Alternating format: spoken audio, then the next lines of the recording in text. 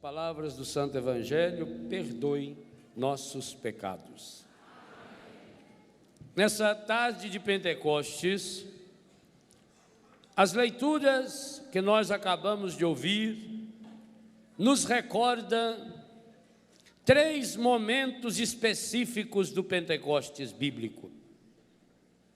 O Evangelho nos fala de um Pentecostes privado, de Jesus com os apóstolos.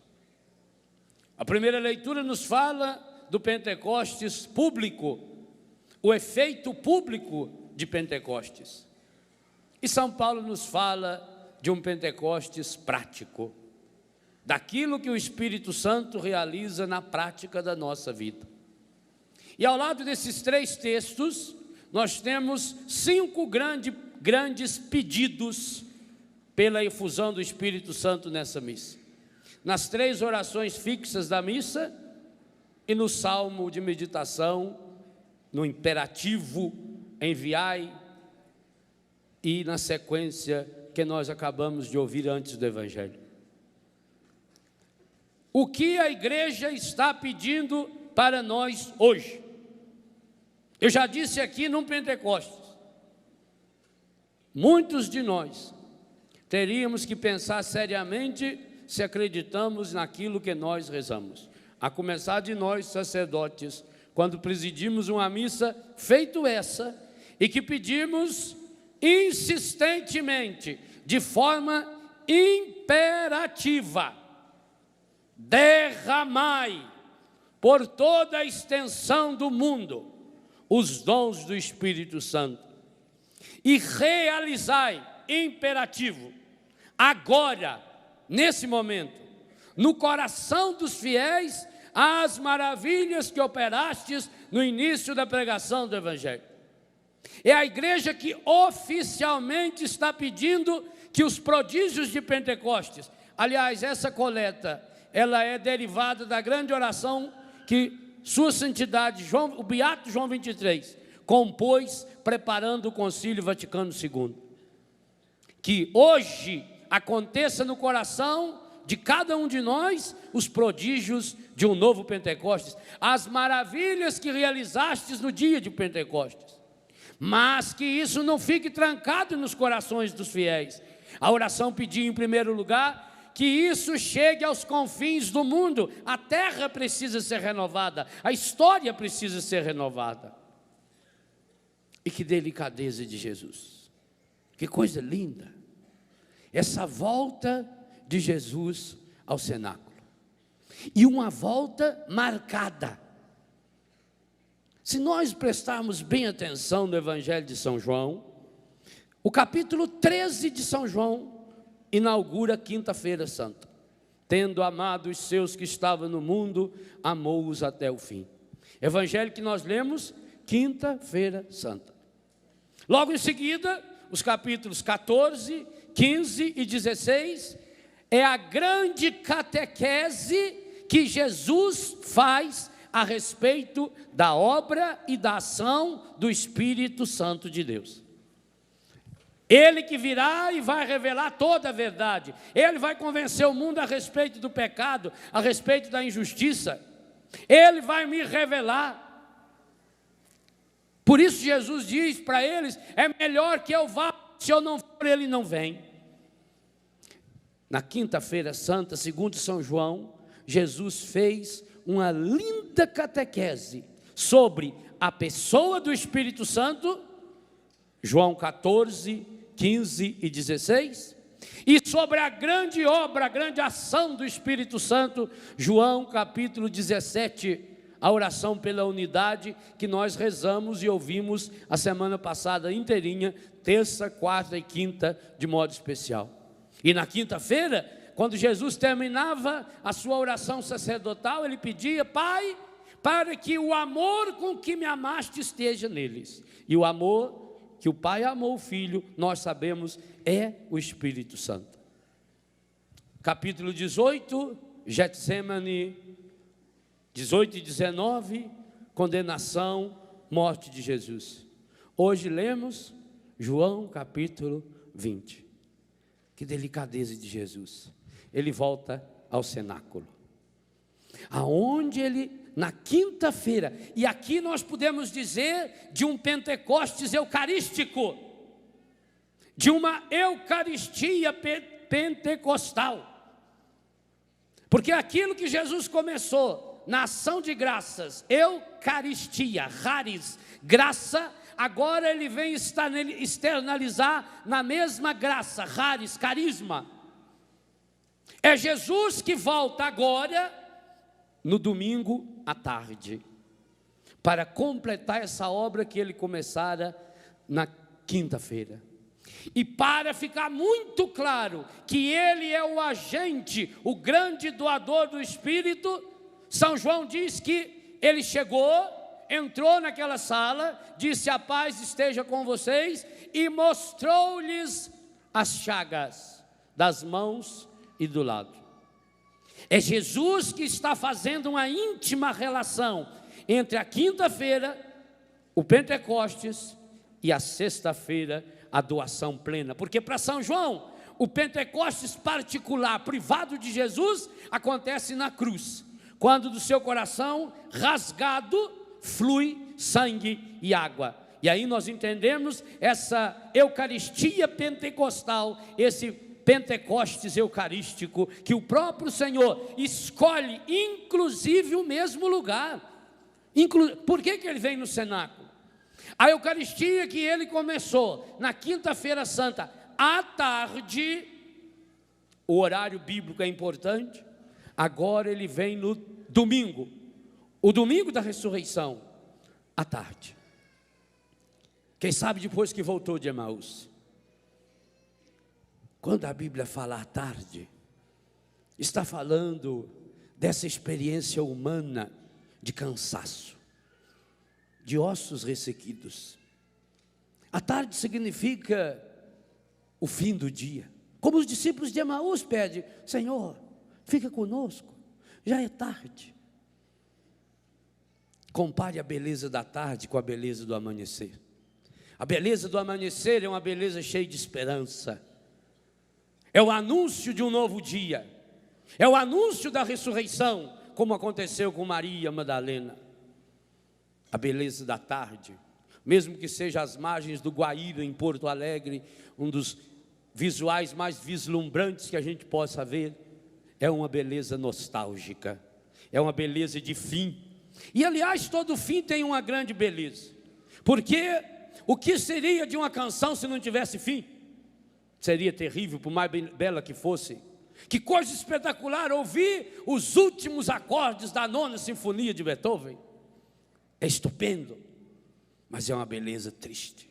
É uma beleza de quem está chegando no final. É a beleza do cansaço, e é o cansaço que pode ser raiz de beleza. Jesus vem à tarde. Eles estavam com o espírito da tarde dentro deles. A tarde significa, inclusive a tradução do missal é ao anoitecer, embora a Ave Maria traduza corretamente na tarde do primeiro dia. A tarde significa que logo virá a noite, e que à noite a gente não vai enxergar direito. Além do cansaço do dia, a noite é revestido de um mistério daquilo que a gente não vê. Para que a igreja não encontrasse essa noite do pecado, porque a grande noite da igreja já havia acontecido no dia anterior, como nós cantamos na vigília pascal no Exultate, foi aquela noite em que Jesus desceu os infernos. Essa nova noite não podia acontecer na igreja. Jesus não quis deixar em mais nenhum milésimo de segundo que a sua igreja chegasse à noite sem a luz, sem a força, sem o entusiasmo de Pentecostes.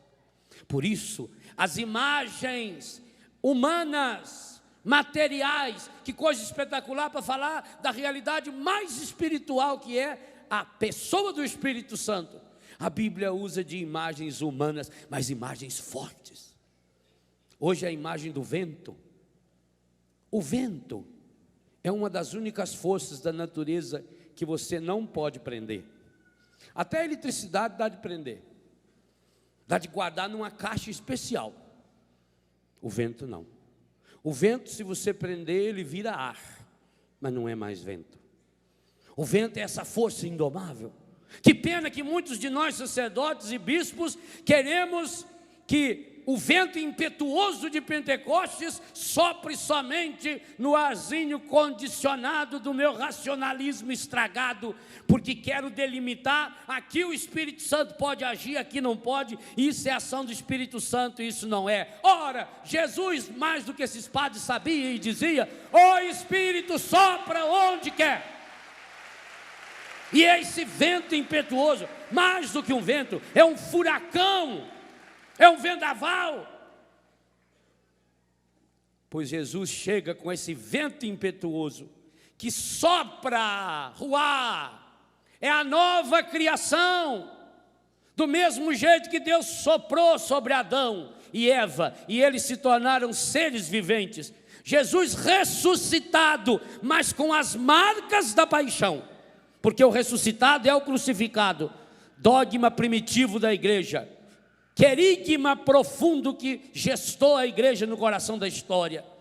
O ressuscitado que é o crucificado que é o ressuscitado, com as marcas da paixão, sopra naquela tarde, porque não era possível que chegasse uma nova noite.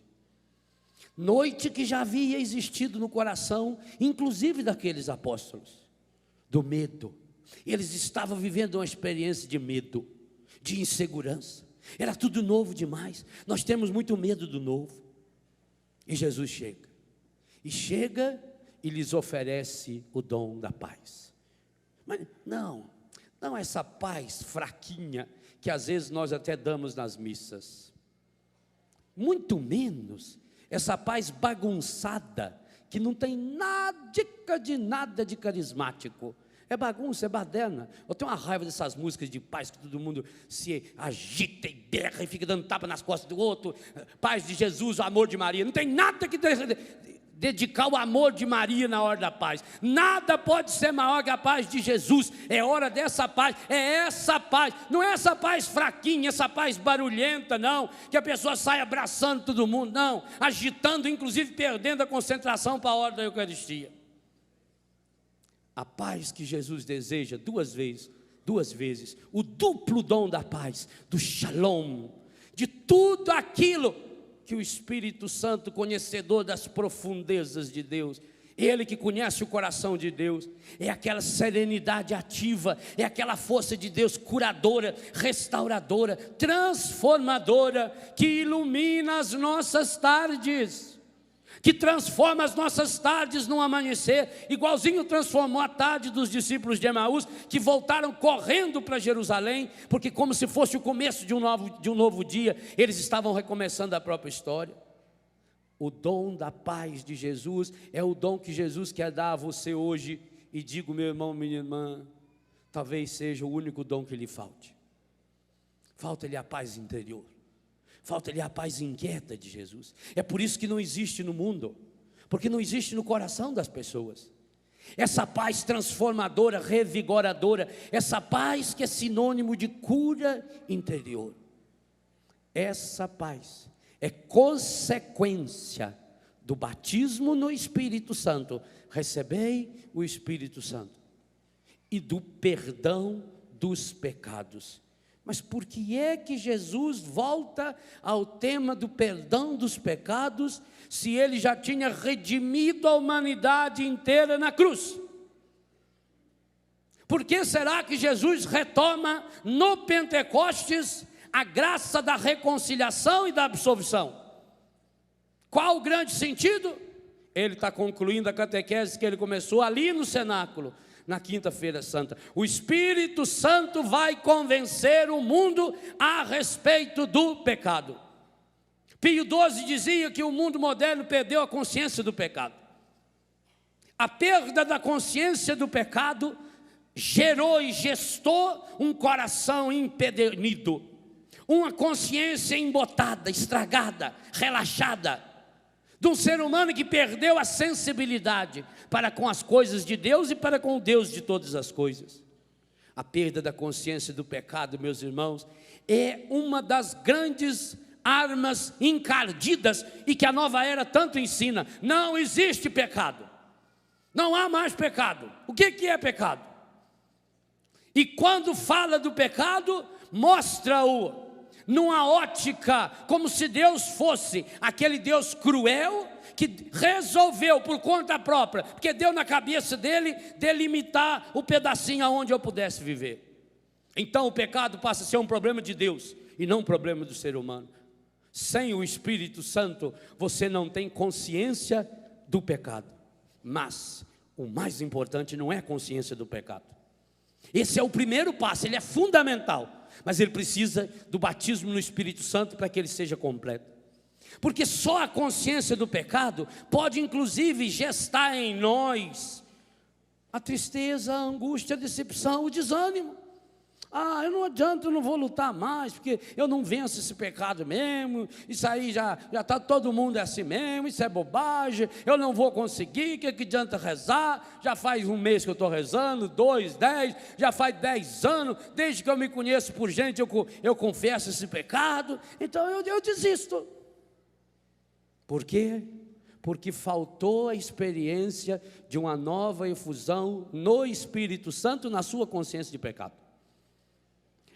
Quando nós nos olhamos pecadores, à luz do Espírito Santo, nós não nos condenamos.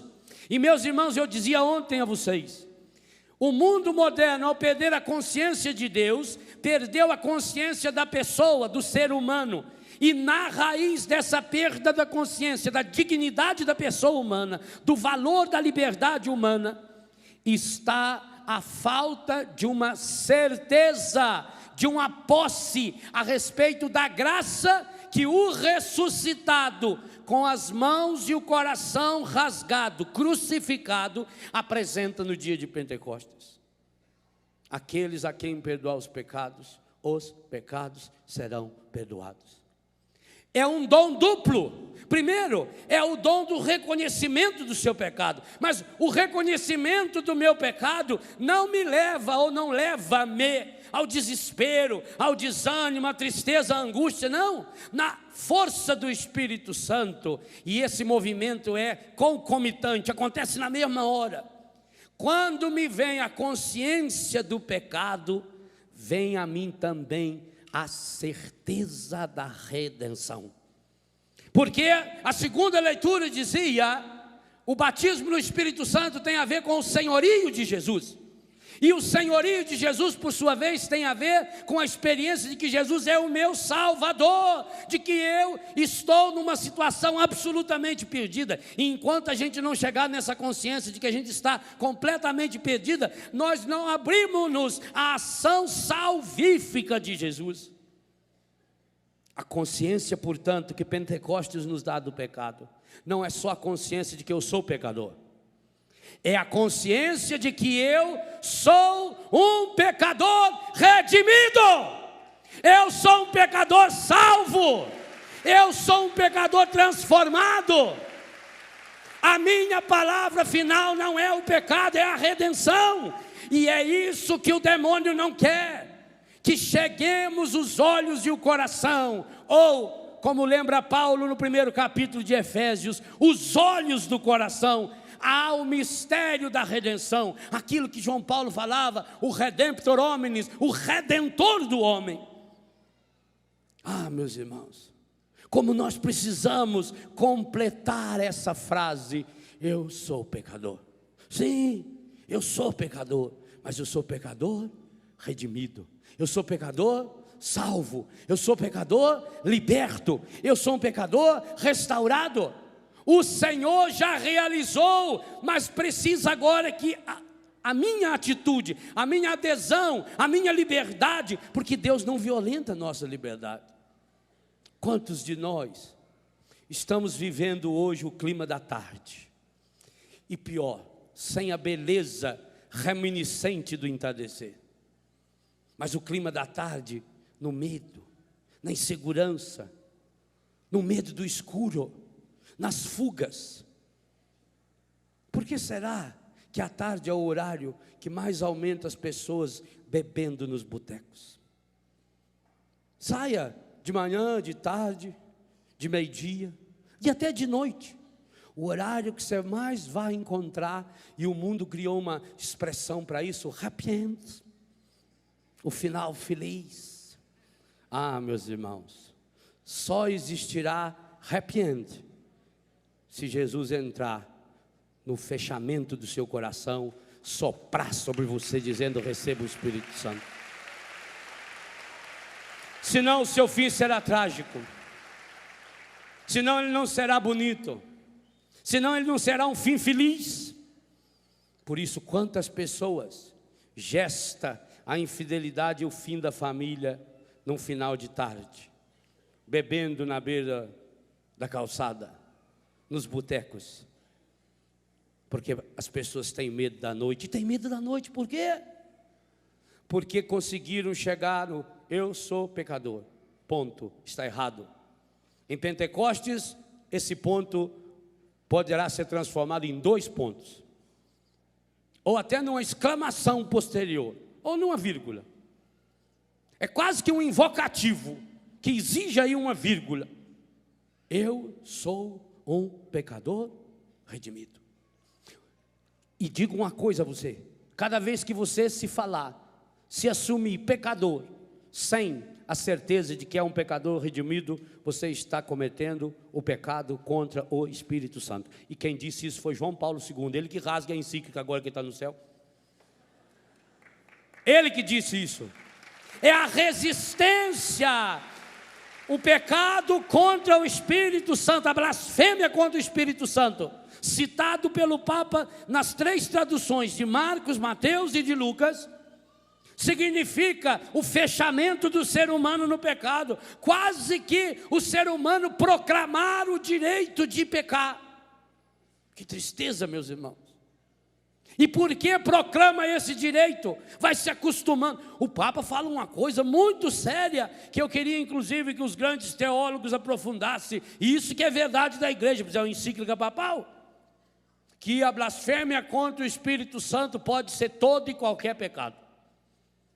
Não, o Papa não está dizendo que a blasfêmia contra o Espírito Santo trata-se de um pecado grave na sua grandeza ou até na sua matéria, não.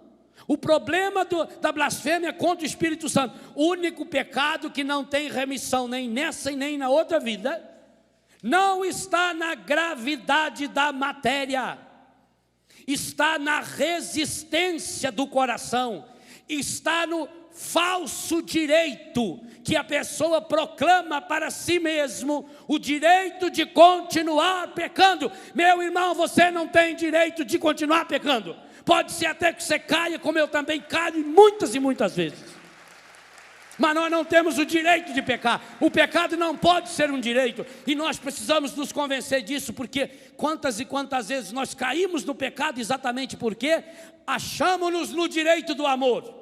E o falso direito do amor leva-nos ao pecado, e depois esse pecado vai nos carcomendo.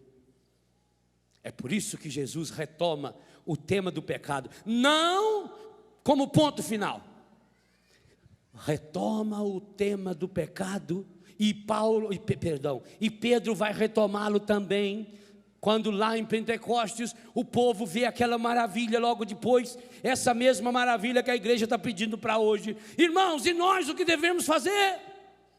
E Pedro quase que repete as primeiras palavras do ministério de João Batista e do ministério de Jesus. João Batista e Jesus iniciaram o seu ministério dizendo: arrependei-vos, convertei-vos e crede no Evangelho. Pois Pedro vai falar a mesma coisa. Pedro vai dizer que cada um se arrependa do seu pecado, seja batizado em nome de Jesus, para receber a infusão do Espírito Santo. É essa resposta que a igreja continua nos dizendo hoje.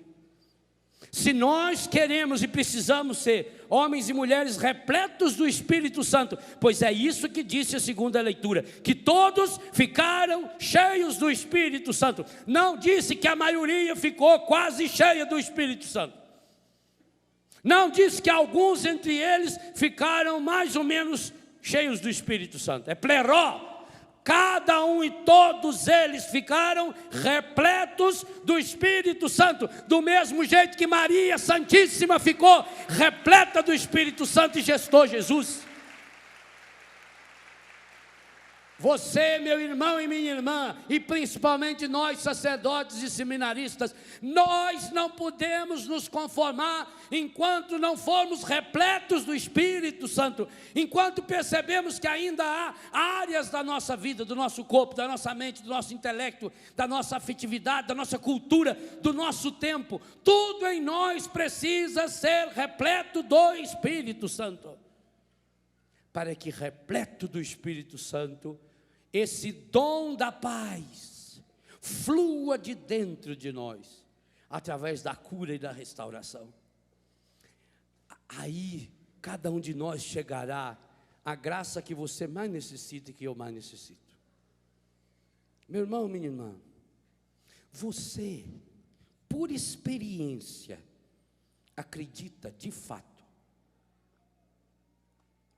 que todos os seus pecados foram remidos na cruz de Jesus?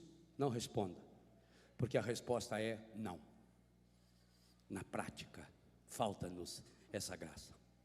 Essa graça só é possível quando deixamos-nos encher completamente pelo Espírito Santo. Porque o Espírito Santo nos dá a graça da consciência da verdade, graça fundamental e absolutamente necessária, principalmente, lembrava sua santidade o Papa no seu último discurso como cardeal, ainda na mesma praça de São Pedro. Nesse mundo aonde o relativismo está tomando conta, aonde não existem critérios absolutos da verdade, aonde cada um vai criando como que a sua verdade. Jesus retoma a catequese que ele começou ali no cenáculo, para dizer que o Espírito Santo é o revelador da verdade, de toda a verdade, porque Jesus é o caminho, a verdade e a vida. Só o Espírito Santo revela a verdade. Por isso que Jesus não respondeu para as autoridades poderosas romanas quando lhe perguntaram o que é a verdade, porque só no poder do Espírito Santo chega-se a essa verdade. Essa verdade que liberta, porque o Espírito é o Senhor que dá a vida, inclusive aos ossos ressequidos, consequentes dos nossos pecados, entardecidos da nossa vida. O Espírito Santo nos dá essa grande graça. Primeiro, consciência de que somos pecadores, de que o pecado está aí à nossa espreita, de que ele está aí feito um leão feroz. O encardido é um leão feroz, que está esperando uma brecha para nos lançar na perda completa de nós mesmos. Mas é um segundo passo, e eu dizia, esse é mais fundamental ainda. Primeiro, porque ele supõe o primeiro, a graça da certeza da remissão dos nossos pecados. Então, volta ao nosso, nós não olhamos mais para nós. Ora, se o Espírito Santo, que conhece as profundezas de Deus, revela para nós aquilo que está no coração de Deus, eu dizia ontem à tarde que uma das deturpações do mundo moderno é uma visão estragada a respeito do ser humano. E essa visão pessimista, essa visão estragada a respeito da pessoa humana, ela tem a ver com a falta de uma consciência, mas não só de uma consciência intelectualizada, de uma experiência pessoal, profunda, íntima, existencial, de uma experiência absoluta, concreta, de que eu sou remido e redimido. Quando Paulo, escrevendo aos Colossenses, ele faz um grande elogio, um grande louvor a Deus, e nos convida, sede alegres e agradecidos ao Pai. Ele nos fez mergulhar no mundo da luz e da graça. Em Jesus Cristo, nós temos a redenção e a remissão. Essa dupla experiência do amor infinito que Jesus traz, e por isso Jesus mostra o lado aberto, e por isso Jesus mostra as chagas da sua mão. O Pentecostes está intimamente relacionado à doação plena, ao sacrifício, à oferta total de Jesus ao Pai. Jesus que desce no mais profundo da miséria humana, o seu kenosis, sendo ele de condição divina, não se apegou a essa condição, mas tornou-se humano, e como humano obediente, obediente até a morte, escravo e morte de cruz. Por isso Deus exaltou, lhe deu o nome que está acima de todo nome, para que ao nome de Jesus, segundo a leitura de hoje, todo joelho se dobre no céu, na terra e no inferno, toda língua proclame para a glória de Deus Pai, Jesus é o Senhor. Jesus, nesse seu processo quenótico, de rebaixamento, ele vai ao mais baixo das baixezas que o pecado nos lançou. Ele vai buscar Adão. Eu acho linda uma das leituras do ofício das leituras do Sábado Santo. Acho maravilhoso. Narra Jesus chegando à mansão dos mortos. E Adão o reconhece. Adão fica feliz e conta para os outros: olha, é o meu Senhor que está chegando, é o nosso Senhor que está chegando. E Jesus diz: eu vim buscar você, Adão. E leva Adão.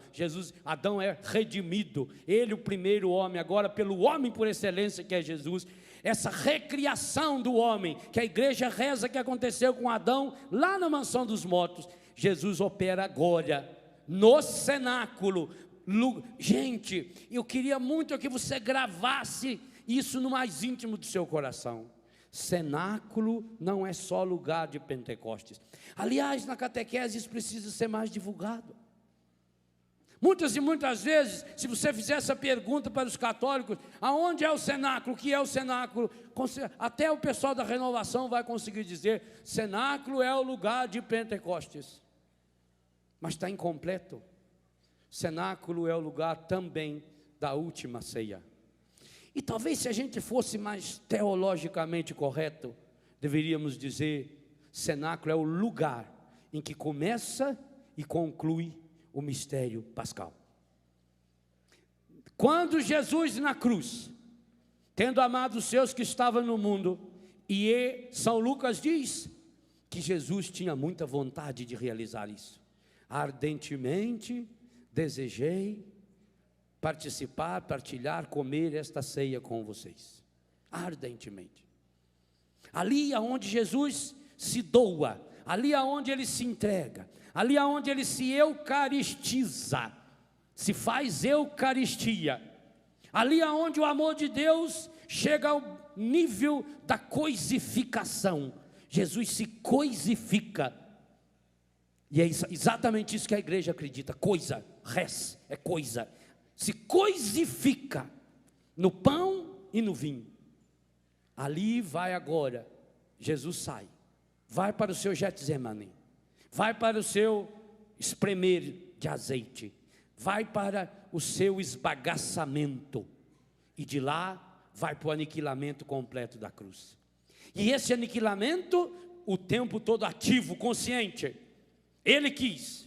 Jesus não foi encurralado para a cruz, livremente. Nós rezamos isso inclusive na oração eucarística número 2, na tradução de Portugal. Livremente, ele voluntariamente se ofereceu. Ele é a oferta, ele é o sacerdote, mas é também a vítima. Ele é o cordeiro imolado. Essa vítima pascal que se oferece na sexta-feira, continua se oferecendo no sábado, até chegar à mansão dos mortos, e volta ressuscitado. E ressuscitado, a grande missão de Jesus é curar o coração dos discípulos.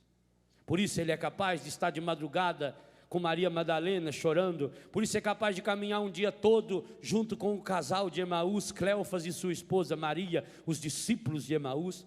Por isso é capaz de ir na praia, onde estavam aqueles 7 discípulos, 2 discípulos e 7 apóstolos, que tinham o coração ferido e machucado junto com Pedro, e que acabaram indo pescar e não pescaram nada.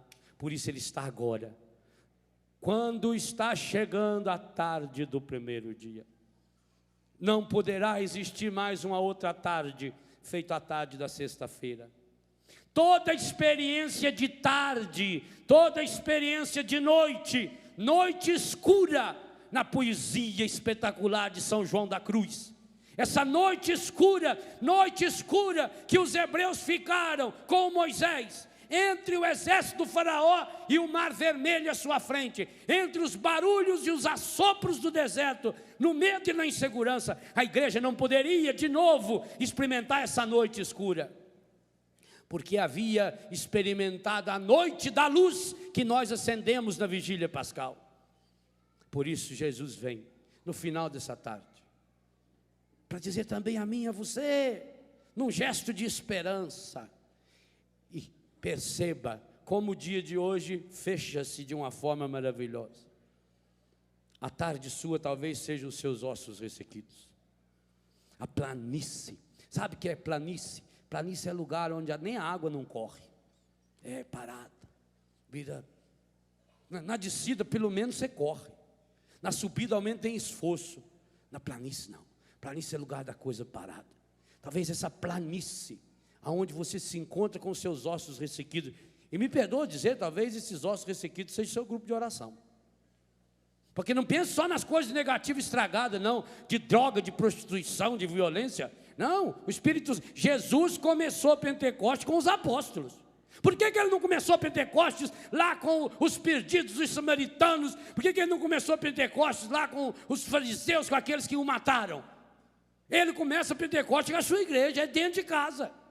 Então não pense nos ossos ressequidos, naqueles que estão lá longe de Deus. Não, é você, meu irmão, é o seu grupo de oração, é a sua comunidade, é a sua família que está parada, feito água parada, e por isso os ossos estão ressequindo. Ossos, na Bíblia, ossos, eu falo isso no livro Rezando a Vida, um pequeno capítulo sobre os ossos. Ossos significa a nossa estrutura, é aquilo que é estrutural, é aquilo que segura. Porque na nossa vida tem as coisas que são conjunturais, é aquilo que pode mudar. A cor de uma parede, tanto faz, você pinta de vermelho, de amarelo, você muda a decoração, você muda o lustre, você põe uma cortina, mas a estrutura não, a estrutura é aquele de ferro, é aquele de sólido, de cimento. Osso significa a estrutura da sua vida. Meu irmão, minha irmã, perdoa-me ter que dizer a você, você está nessa moleza toda porque está estruturalmente comprometido com o espírito maligno. E é hora dessa virada, é hora dessa transformação que é absolutamente necessária. Ora, se Ezequiel teve a coragem de proferir o seu oráculo sobre esses ossos ressequidos, muito mais eficiente e eficaz foi Jesus, que pronunciou um oráculo tríplice sobre os apóstolos, ossos ressequidos. A paz esteja convosco. Recebei o Espírito Santo. Aqueles a quem perdoar os pecados serão perdoados.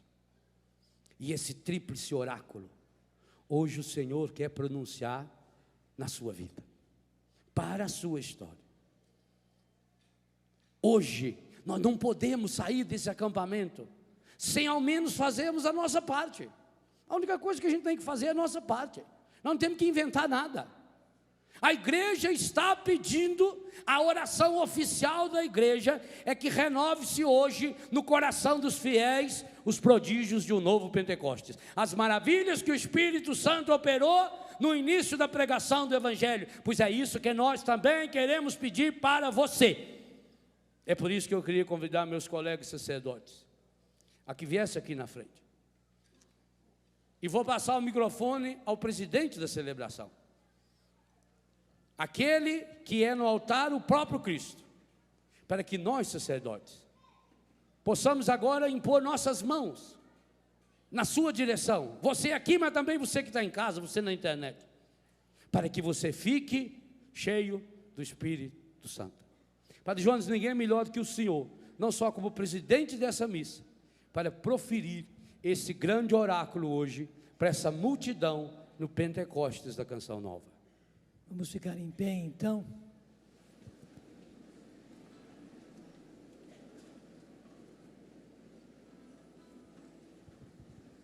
Então nós vamos rezar todos juntos a oração que o Padre Léo mesmo citou, que foi a oração da missa de hoje, a primeira oração. Eu digo e você vai repetindo: ó Deus, que pelo mistério da festa de hoje, pelo mistério da festa de hoje, santificais a vossa igreja inteira, santificais a nossa igreja inteira, em todos os povos e nações. em todos os povos e nações.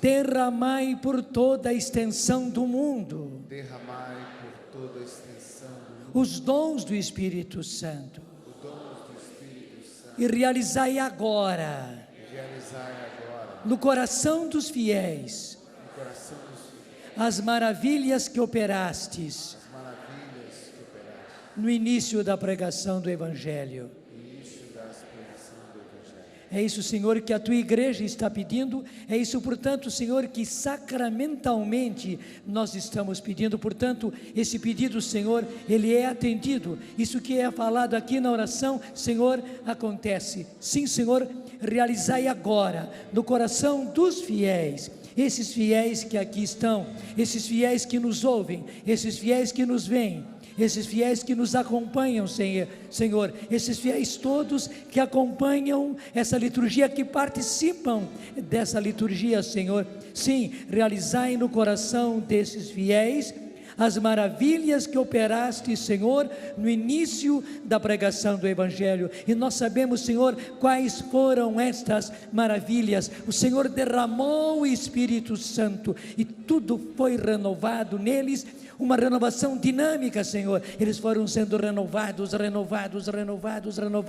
e nunca mais pararam de ser renovados. É isso que nós queremos, Senhor. Nós sabemos que não conseguimos renovar-nos e chegarmos até o fim. Não, temos que ser renovados.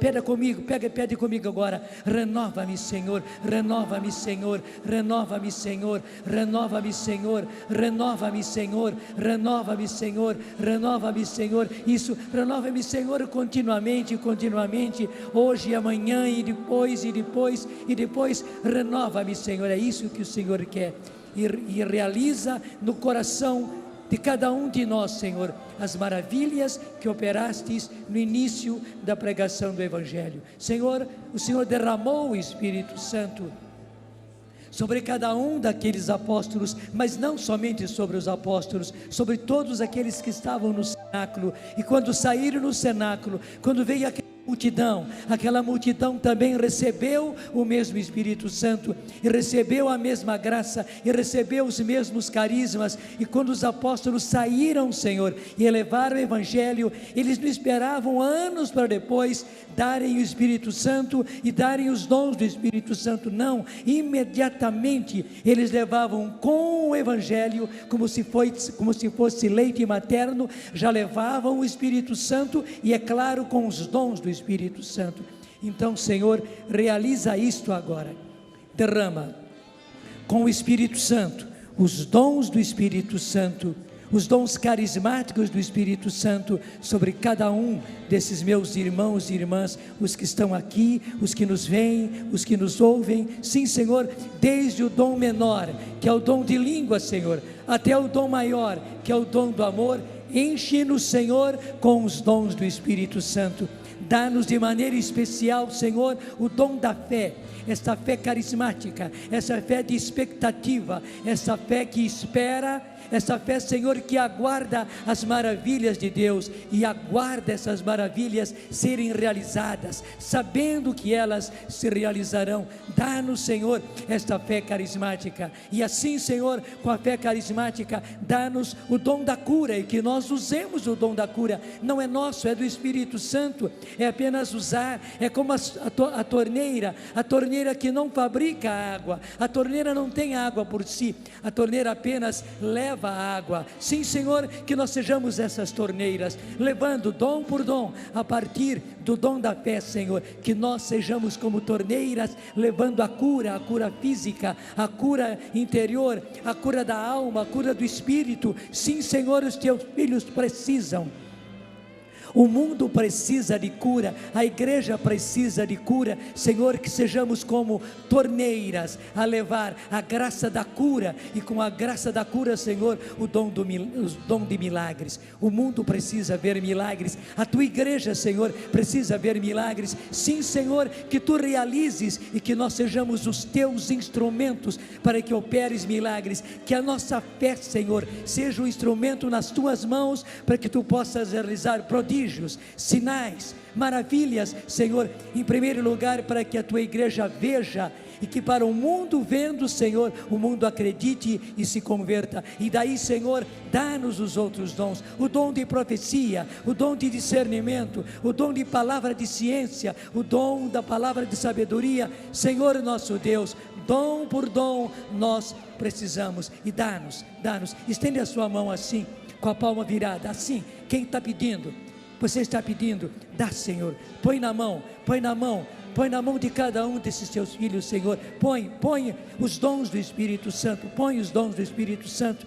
E agora pega as suas mãos e leva ao seu coração. Põe para dentro de você mesmo e diga para o Senhor: eu quero, Senhor, eu quero os dons do Espírito Santo, eu quero agora realizar os dons do Espírito Santo. Dá-me coragem, Senhor, dá-me ousadia para realizar os dons do Espírito Santo. Senhor, eu não posso estar na planície, eu não posso ser água parada, Senhor. Eu preciso produzir os dons do Espírito Santo. Eu preciso realizar como um dínamo, Senhor. Sim, como um dínamo, Senhor. Eu preciso realizar os dons do Espírito Santo. A partir de orando em línguas, todos os outros dons, Senhor. O dom da fé, o dom da palavra de ciência, o dom da palavra de sabedoria, o dom da cura, o dom de milagres. Sim, Senhor, nosso Deus, o dom de profecia, o dom de discernimento, o dom de interpretação, Senhor, todos os dons, até o dom maior, o dom do amor, Senhor, nós precisamos deles e queremos usá-los, nosso Senhor e nosso Deus. Amém. Diga amém ao Senhor. Amém, Senhor. Amém, Senhor. Amém, Senhor. Amém, Senhor. Amém, Senhor.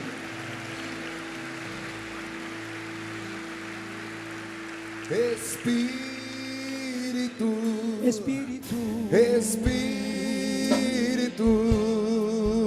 Levante seus braços. Espírito Santo de Deus.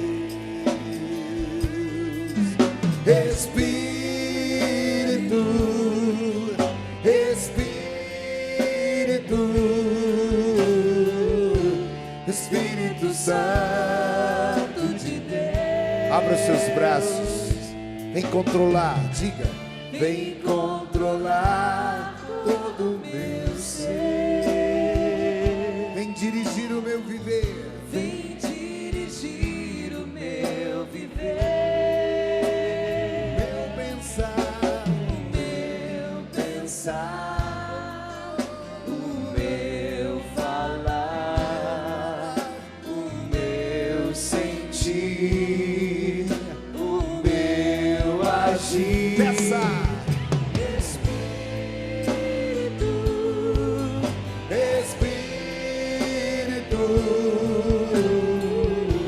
Espírito Santo de Deus. Espírito Santo de Deus.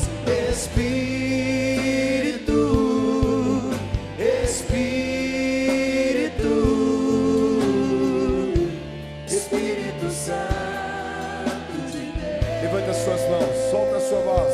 Siria lavaria, laria, lavaria, lavando. Siria lavaria, laria, laria, laria.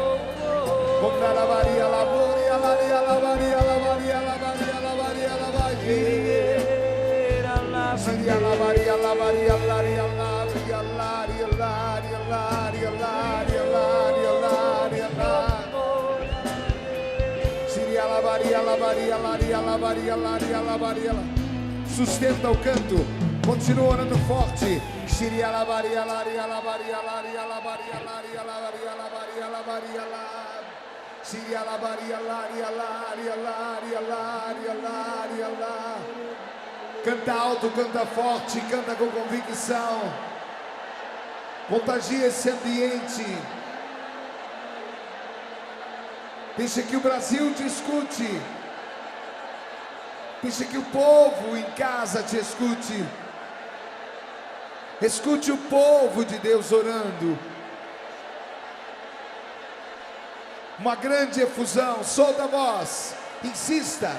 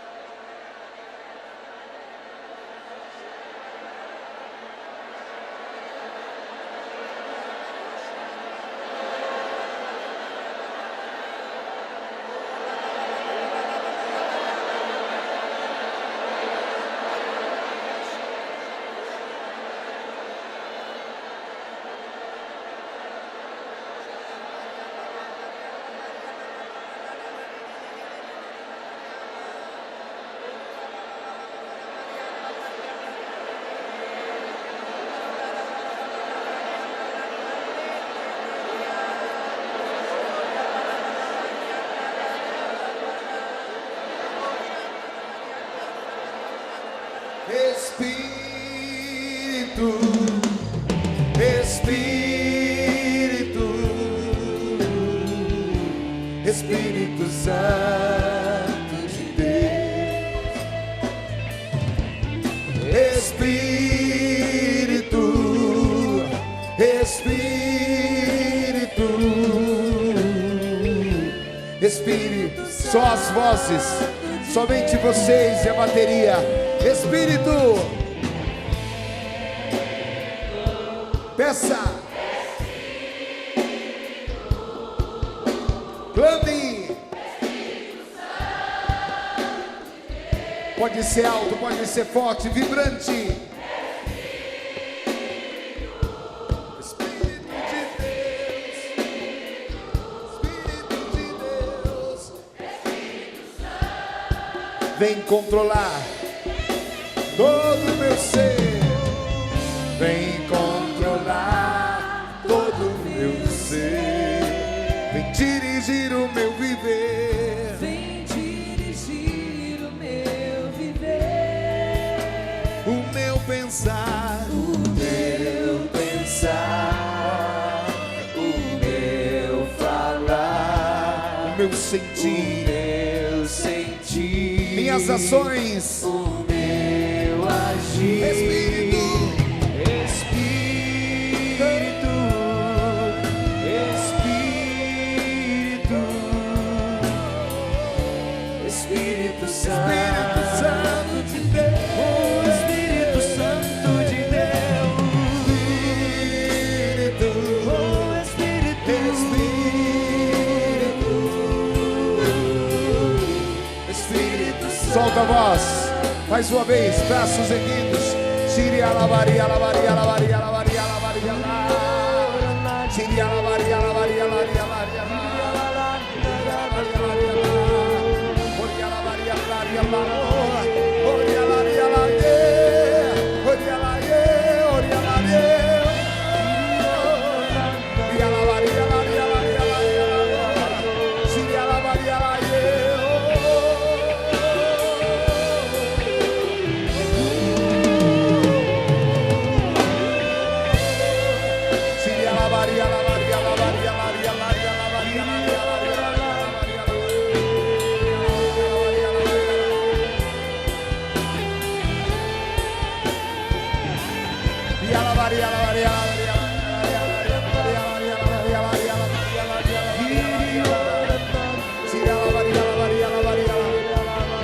mais uma vez, as vozes, Espírito, Espírito, Espírito, Espírito,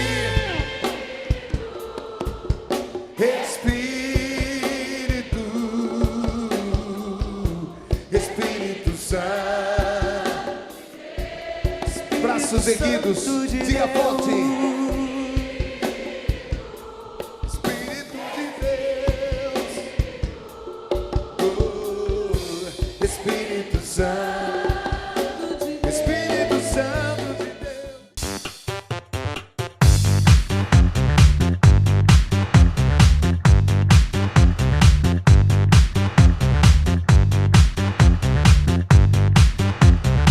radionovaplay.com. Assine já!